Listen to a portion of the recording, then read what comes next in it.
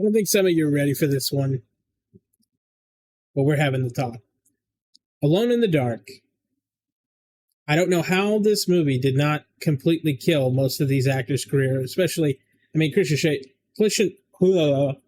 Slater was a big dude back then, but this was a fucking absolute shitter of a movie. I don't know how to tell you. It is, I think, don't necessarily quote me on this, but I think it's literally one of the worst reviewed movies ever. Like ever. And it was made by Uwe Boll. Everyone loves Uwe Boll, right?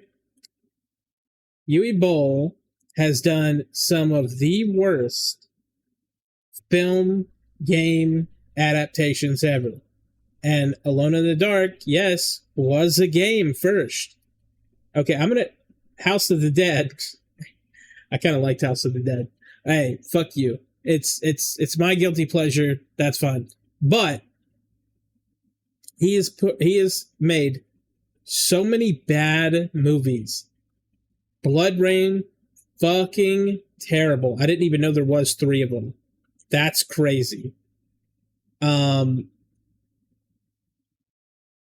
He has made good ones. Rampage was one that got, and subsequently Postal were 2 that actually had like cult followings and shit.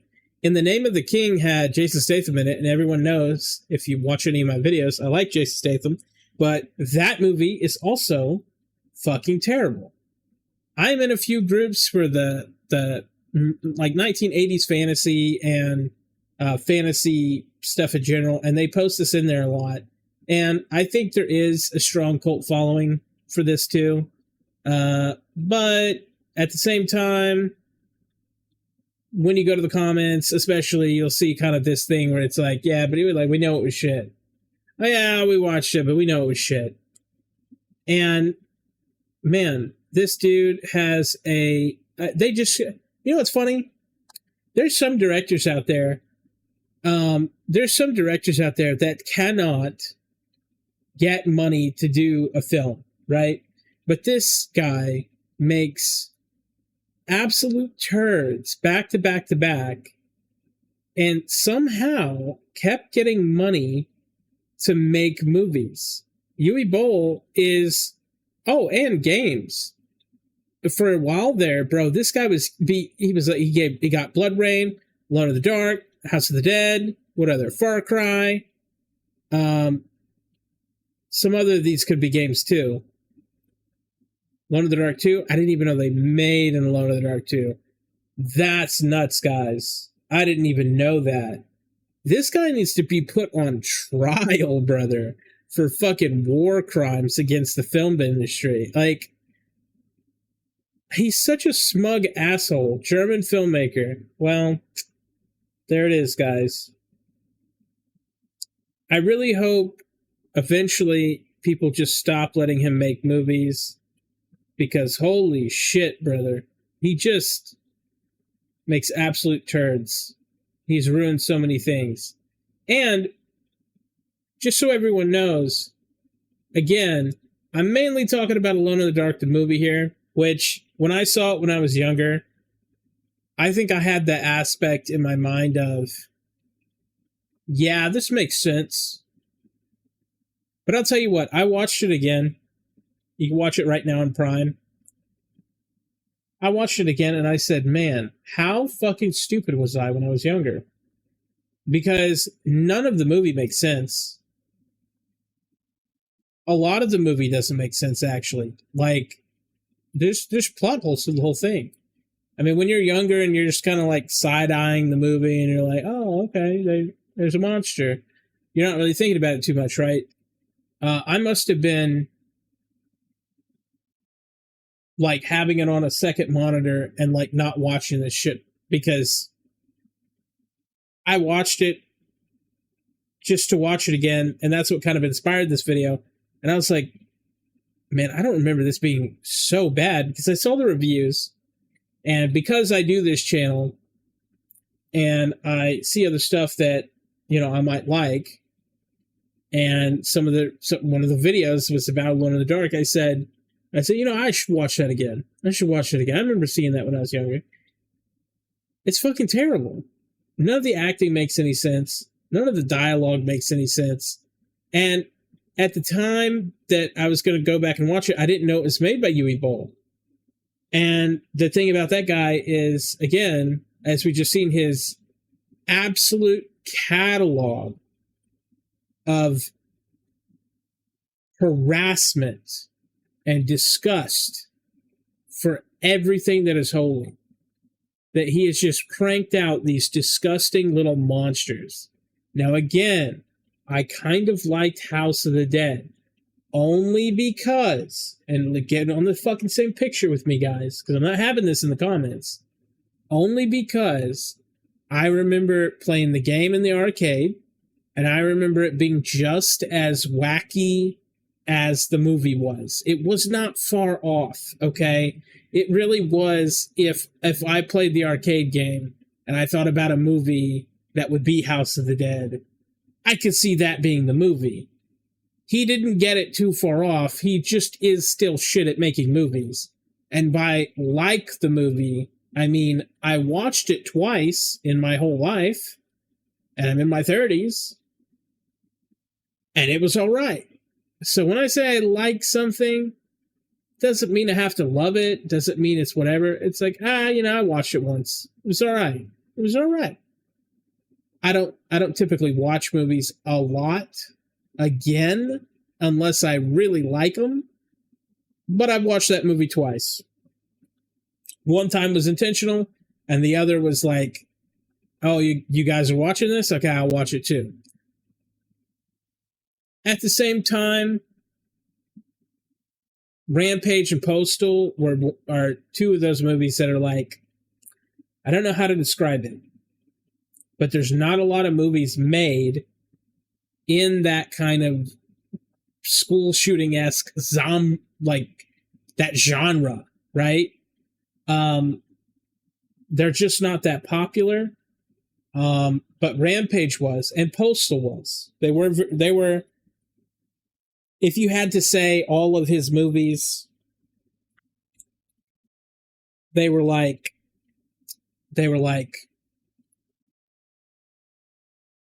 say you had a bar graph, right? And you said, like, how well did his movies do? Like, most of them are, like, down here. But, like, Rampage and Postal are way up here.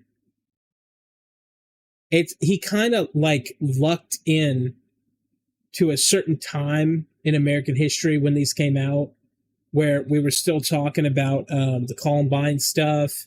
And there was the guy who did the whole pizza thing where he, like, made the guy wear a bomb. Okay, these things happened in real life. And I think he got kind of lucky at the timing and everything, because I just don't think, I don't know. But they had a cult following, is what I'm trying to say. There was, like, a few people who watched it and went, oh, this is sick. But overall, they still, compared to other directors, pretty low on the totem pole. And who knows if that would even fly nowadays. Because, some stuff is just popular because, like, we watched it a long time ago. We're like, oh, I remember seeing that. You'll never, like, you should see this because it's fucked up. Yeah, we do that with even videos, to be honest. We're like that. We're like that as a people. We're like that as a nation, that we say, I saw something fucked up, so you have to watch it too. And I think that's where a lot of these, like, movies that should have never been made rise to power. But I will say this, since we're on the topic of Alone in the Dark. Alone in the Dark was a video game. Okay? It was a video game first. And a lot of people don't know this, but Alone in the Dark inspired Resident Evil. Alone in the Dark pioneered the controls, the items, the menus, the way that the camera moves, the way you move around the house, that sense of detachment from the character, the way that the rooms are rendered, and the best way to look at a space that you're moving around. And it honestly, what's these ads today? If you like Resident Evil, this is an older game and it's kind of silly. For its time, it was really good. It was widely considered pretty good. Because quite frankly, like, it's hard nowadays trying to tell someone like, no, this game was good, and is good, because like, if you've seen the selection of games that you had, like, I really love Monkey Island. I love Monkey Island. It has a special place in my heart. Especially like the PlayStation remake or whatever. But I also just kind of like point and click games. There's a lot of those. Trying to name some off the top of my head, but can't remember. But I will say, obviously, there's like Sanitarium,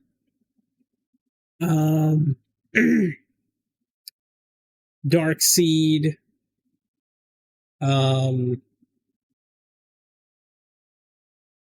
there's more. There's a ton more. I'm just being a fucking idiot. Oh, I have no mouth and I'm a screamer, yet I'm a scream, something like that. But either way, this game, and you can see the zombies in this, because I have this playing right in front of me. You can see the zombies in this, and one of the things is like Resident Evil kind of pulled a lot of their stuff from this. I think that's really cool, because you really think about like where the roots go. Like, if this game didn't exist, what would Resident Evil have been made? Because this got people interested in, it sent signals out that say, hey, people are interested in this. So maybe Resident Evil wouldn't even exist as a franchise if this didn't exist. It's something I like to think about. But I thought it was pretty cool to show you guys this and just talk about how the fact that it's, it's literally inspired one of the key games that essentially gave Resident Evil all of its foundational, like, how are we going to do this? We're telling a story, but how is it going to play out? And if you look here, I mean, that's just classic. I mean, you can see how much they borrowed. But this is a pretty long fucking video for something so shitty. The game is fine. The movie, and I have never in my life talked more about Uwe Boll ever. Okay, so good Lord. I probably need a nap. After talking about Uwe Boll so much. But if you guys agree, if you don't agree, whatever, hit me up in the comments. I answer every single comment, no matter how stupid, no matter how lame, no matter how good. I will answer all your comments. And you know what? Honestly, if you haven't subscribed by now and you've seen multiple of my videos, you just need to do it. You just need to take the leap of faith and understand that I'm not going anywhere, and I'm going to fucking hunt you down until you subscribe. So I don't know what to tell you. You need to subscribe to the channel and leave comments for me to reply to, because I care about these things and I like talking about them. And, let's grow this shit.